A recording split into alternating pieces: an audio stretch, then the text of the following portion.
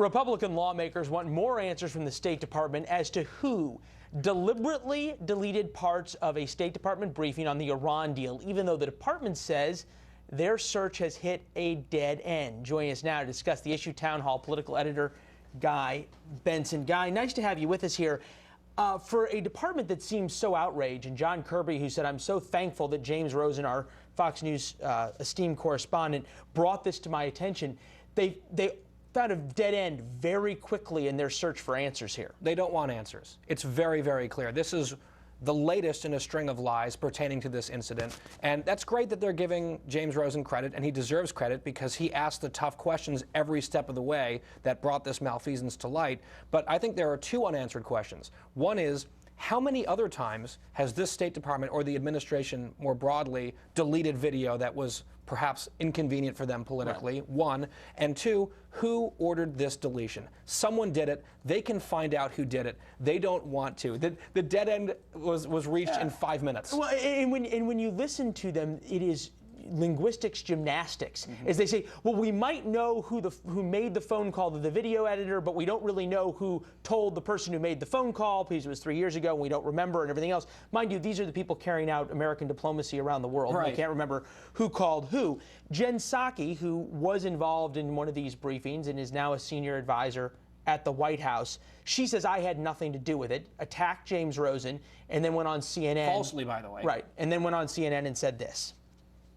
I'll let the State Department and their lawyers speak to that. I will say, I think I understand why people at home who are watching this inside the Beltway debate in many ways.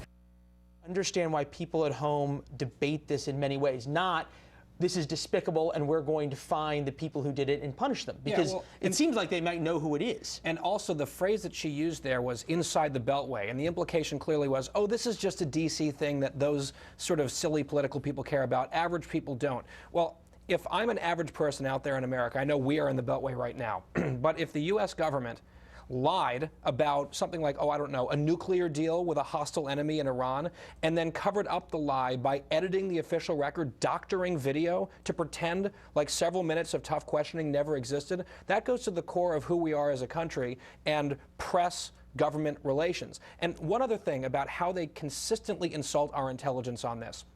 When they claim this was a glitch that deleted it. Yeah, first it was a glitch, now, yeah. Right, that was one of their 4 lies or 5 lies about this. When you watch the video, the glitch, there's a white flash. Now, in our business, in our speak, that does not happen by accident. That is deliberate editing, and anyone familiar with even television news can see that very plainly. Yeah, exactly. There it is. If you were watching the video and you saw that, you'd realize something was wrong.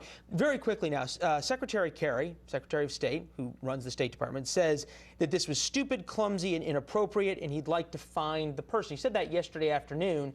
At the same time, his spokesperson is saying, oh, we've hit a dead end. So does the administration just not seem to be on the same page? Can they just not figure out their story and spin? Well, they are consistent recently in the fact that this was inappropriate. Oh, we're so sorry. Woe is us. It shouldn't have happened. Clumsy, bad, etc. We'd love to know who did it, but gosh, we just can't figure it out. Now that we have our hand firmly caught in the cookie jar, we're not sure what kind of cookies we were after. Yes. Or who told us to put our hand in the cookie jar either. All right, Guy Benson, appreciate your insights. This is not the kind of things they taught us to do at the Medill School of Journalism, right? It is absolutely not. No, there you go. All right, appreciate it.